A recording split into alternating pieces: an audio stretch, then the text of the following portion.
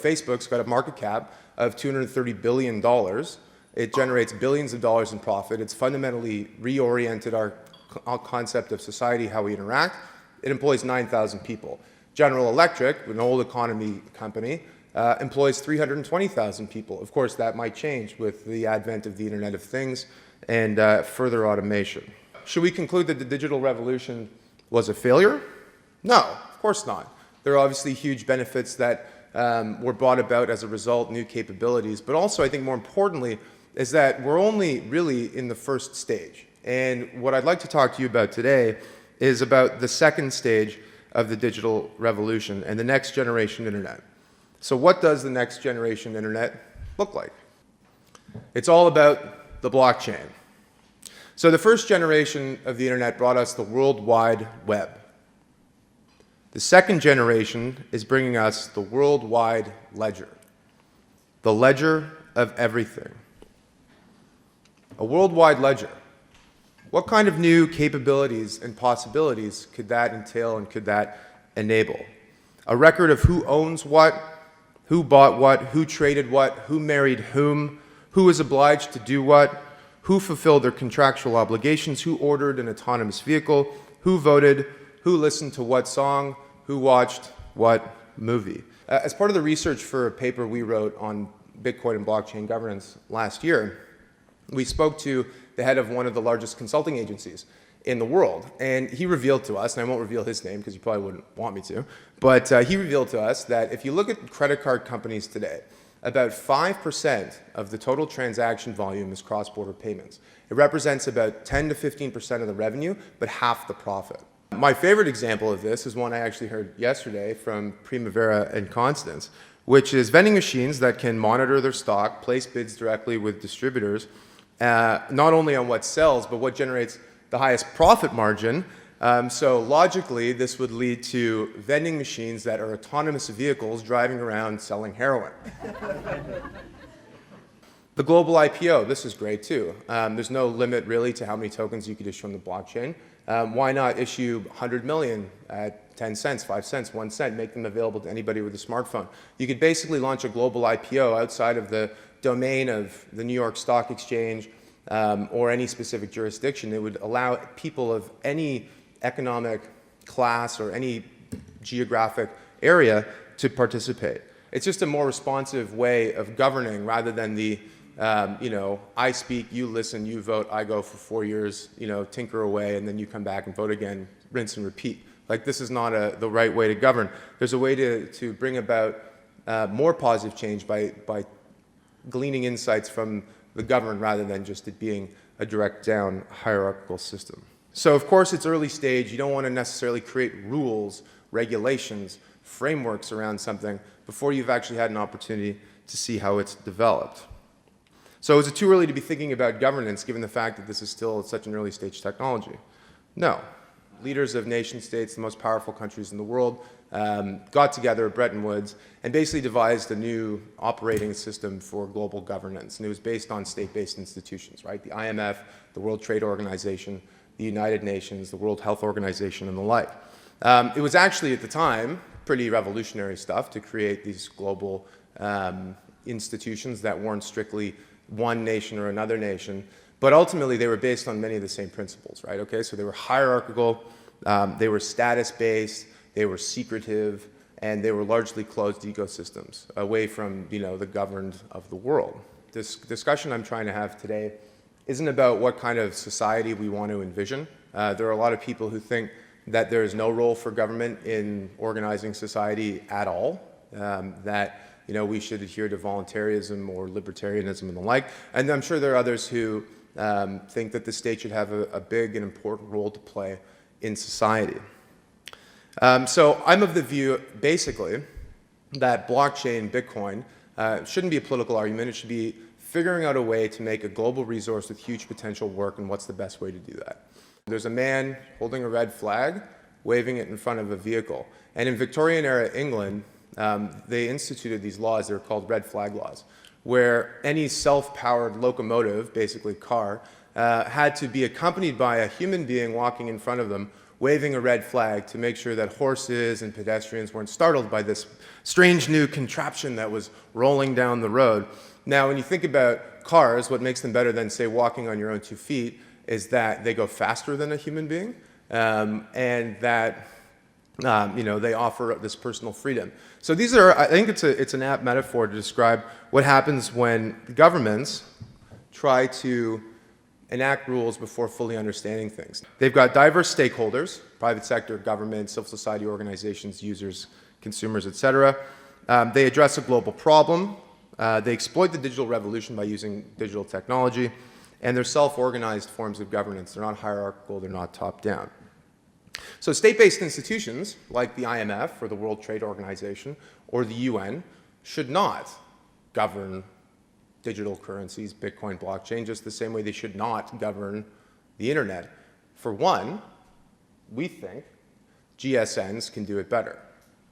And also, practically speaking, it's very difficult to impose a command and control structure over something that's inherently distributed, global, resistant to control. Why do we need GSNs? Like, why don't we just have a select coterie of enlightened individuals, sort of like, Plato's philosopher kings? That's worked to a certain extent for other global resources, right? Wikipedia has Jimmy Wales, Linux has Linus Torvalds.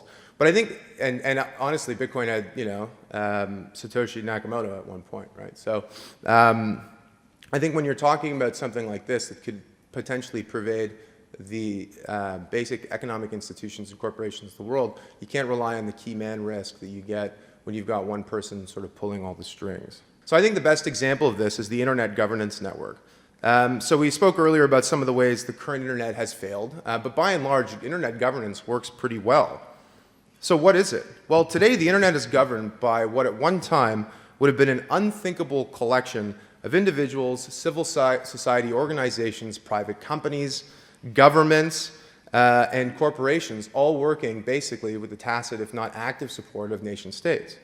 As Gavin Andresen said to me the other day, it's basically just this ragtag group of people that kind of come together to solve what is arguably one of the most important global problems or biggest global resources in the world. No government, country, corporation, state-based institution, or any other specific organization controls it, though they have tried. And I think that speaks to the efficiency and the resilience and the efficacy of the Internet Governance Network, that it's been able to stay resistant to state-based control. So someone argued to me yesterday that all these different functions of governance don't really count as governance. Governance is technical standards, right? And the concept of knowledge or advocacy or policy doesn't count as governance. I mean, I think the Internet Governance Network is case in point number one why that's fundamentally untrue. This is a helpful little pointer. You can't see all the different nodes of the network, but that's government, right? So government's not in the center. They're not at the top of a pyramid. They're part of a network, and they're working together with other stakeholders. So some of the important challenges: how do you design such a governance network? Do you create a new network from scratch, or do you build on top of existing infrastructure? This is a really relevant point. Gavin Andresen said to us in an interview recently that maybe one of the ways in which you could help to create an institution wouldn't be to start from scratch, to start with the Bitcoin Foundation or the Digital Currency Initiative, but to start with the IETF, right? The Internet Engineering Task Force, and make blockchain governance a working group within that. Start small, birds of a feather is what they call it there, and see how it grows. What will be the mandate for this network, and will it have the power to implement and enforce policy? Tricky subject. Implement and enforce can be difficult unless you've got governments as one of the key stakeholders. And in whose interest will the network act, and to whom is it accountable? Going back to the parable of the elephant, by no way is this an exhaustive list, because again, we're still early on enough that it's premature to say what exactly this will look like. We think at least 4 different types of GSNs will play an important role in the Bitcoin governance network of the future. And those are knowledge networks, watchdog networks, global standards networks, and policy networks. So knowledge networks. Knowledge networks develop new thinking, research, and ideas. They're the origination points for the dissemination of new thinking to other stakeholders and the broader network. And they're critically important to the sustainability of other GSNs. Namely, they support the development of evidence-based policy. You need to have informed, population of stakeholders in order to create, enact, and implement effective policy. They empower advocates with access to timely information, promote the development of technical standards, and help drive mass market adoption and awareness. The average fees for remittances range anywhere from 10 to 20%. In a lot of developing countries, remittances are not only the largest capital inflow into the country, they're actually the largest contributor of GDP. In Haiti, for example, it's 30% of GDP is remittances. In the Philippines, I think it's close to 10%. And right now, there's huge inefficiencies and huge waste in the system. So why isn't the Haitian diaspora in Montreal, or the Filipino diaspora in Toronto, or the East African diaspora in London, how come they're not all using their smartphones to send remittances? Why do wire services and other old world institutions still exist? Well, there's obviously technical challenges, and a lot of companies have yet to be developed and built to manage that kind of capability. But also, I think there's a knowledge gap as well. Like, who's going to teach the person on the other end of the smartphone in Nairobi, Kenya, how to accept a remittance payment? Is this something that happens organically? I mean, 80% of the developing world now have access to a cell phone of some kind. That wasn't something that you had outreach and knowledge and all these kinds of things to teach people. They just figured it out. I think with something like Bitcoin and blockchain, that knowledge is required. And I think that's where there's a need for civil society organizations, NGOs, and governments to work together to help spread knowledge, disseminate understanding, so that the obvious benefits, like, say, saving billions of dollars for the world's poorest people, can be enacted quicker.